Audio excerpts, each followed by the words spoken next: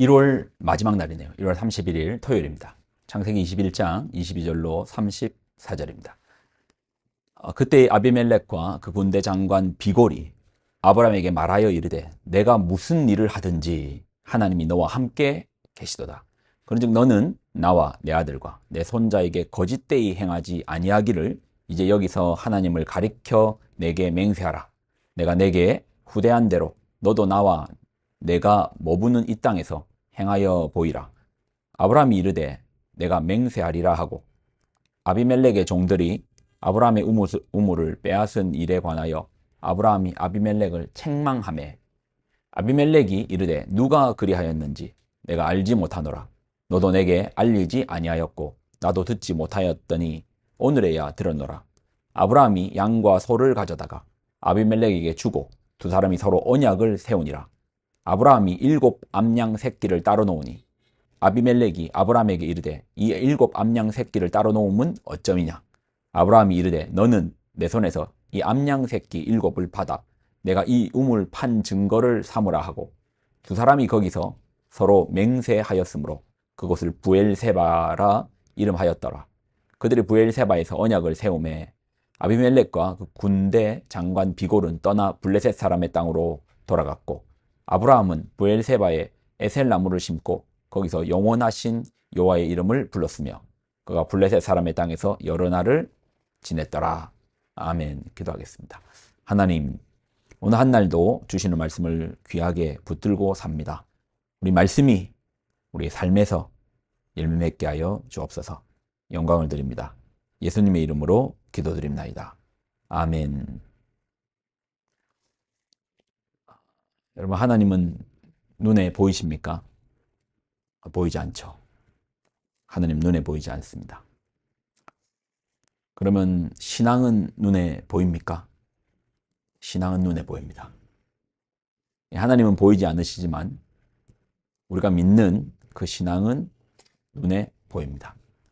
오늘 22절과 23절을 보면 그때 아비멜렉과 그 군대 장관 비골이 아브라함에게 말하여 이르되 내가 무슨 일을 하든지 하나님이 너와 함께 계시도다.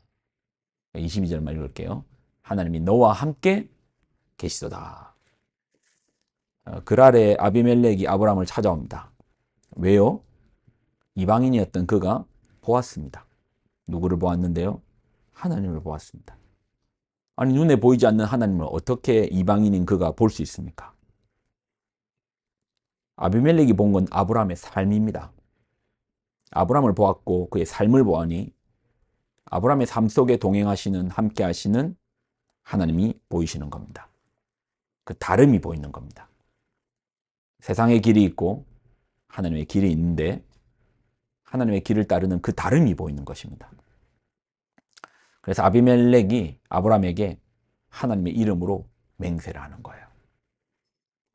신앙의 이름으로 서로가 동맹의 길을 찾습니다. 제가 아는 한 집사님이요.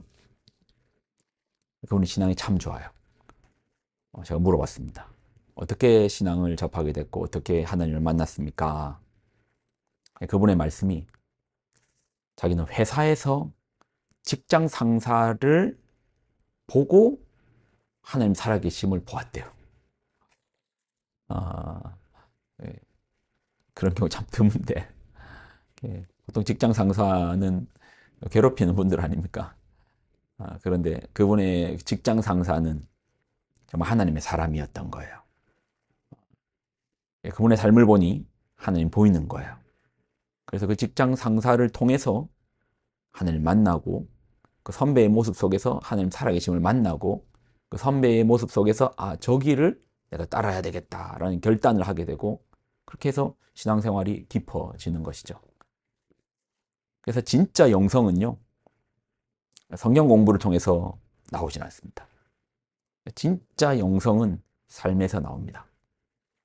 삶의 자세에서, 삶의 태도에서 진짜 저분이 하나님을 믿는가가 이제 드러나는 것이죠. 아무리 예배 때 찬양하고 기도해도 삶의 자리에서 우리가 살고 있는 현장에서 하나님이 없다면 이제 흉내만 내는 거죠. 그래서 우리가 믿는지 안 믿는지를 가장 잘 아는 거는 어쩌면 우리 자녀들이에요. 삶에서 보거든요. 교회에서 보는 것 흉내로 끝날 수 있습니다. 정말 가정에서 또 남편이 아내를 볼 때, 아내가 남편을 볼 때, 아이들이 부모를 볼 때, 와, 우리 부모님은 진짜 하나님을 믿는구나. 그러면 그 아이들은요, 믿게 돼 있어요. 왜요? 하나님을 보았으니까. 하나님을 만났으니까. 하나님 눈에 보이지 않지만 부모의 삶 속에 동행하여 주시는 하나님. 부모의 신앙을 통해서 계승되는 거예요. 아, 하나님 살아계시구나.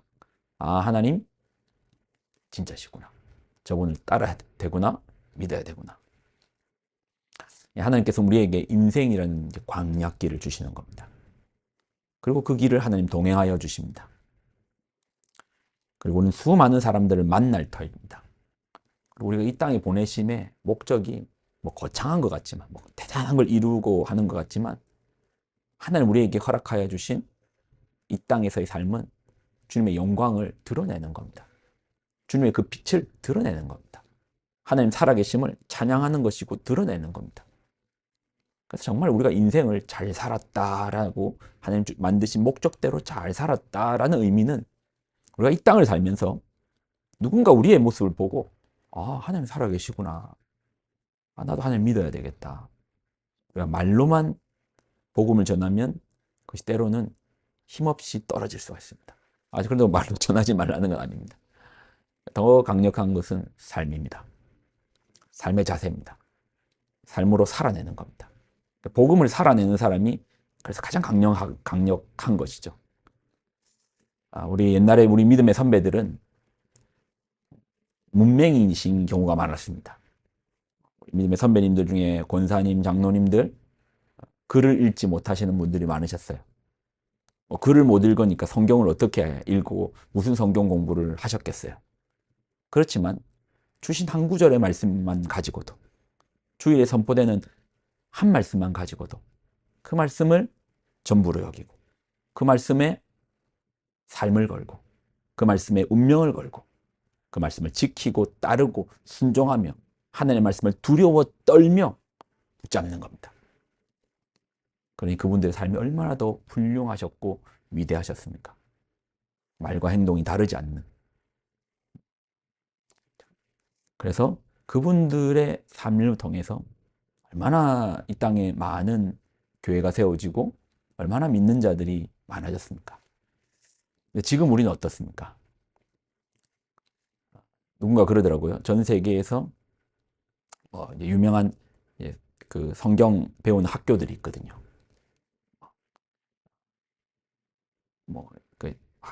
누군가를 지칭하기는 좀 그런데 하여튼 그런 학교들이 있습니다. 전 세계적으로 유명한 자리에 그런 학교들이 있습니다. 그러니까 하나님을 배우고 성경을 배우고 이제 그런 데가 있어요. 거기 가보면 한국어 과정이 있을 정도로 전 세계 사람들이 모이는데 한국어 과정이 있을 정도로 한국 사람들이 많이 그 자리에 갑니다. 그러면 우리 한국의 사람들이 그 정도 열심히 있으니까 다른 나라 어떤 사람들보다 신앙이 깊습니까? 아니죠. 그렇지 않죠. 진짜의 신앙은 우리 삶의 자리에서 드러나는데 거기 가야지만 하나님이 있는 게 아니고 이 삶의 자리에 임재하여 주시는 하나님, 때로는 이 삶의 자리가 더 치열하죠.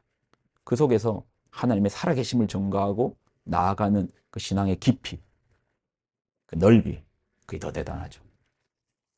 사랑하는 여러분, 여러분이 지금 계신 그 자리에서 하나님을 드러냅시다. 삶의 자리에서 하나님을 선포합시다. 정말 믿음의 선배님들처럼 주신 말씀을 두려워 떨며 하나님의 말씀을 두려워 떨며 붙들고 한 말씀이라도 몸부림치며 살아갑시다. 여러분의 삶의 걸음들을 통해서 삶의 태도를 통해서 동행하시는 하나님을 보게 될 것이고 사람들이 그 주님을 주로 인정하고 나올 것입니다. 기도하겠습니다. 하나님, 우리에게 주신 말씀을 귀하게 붙듭니다. 우리로 삶에서 살아계신 하나님을 따르게 하여 주옵소서. 하나님 말씀을 두려워 떨며 붙들고 그 말씀 앞에 운명을 걸고 그 말씀의 길을 순종하며 따르게 하여 주옵소서. 영광을 드립니다. 예수님의 이름으로 기도드립나이다. 아멘.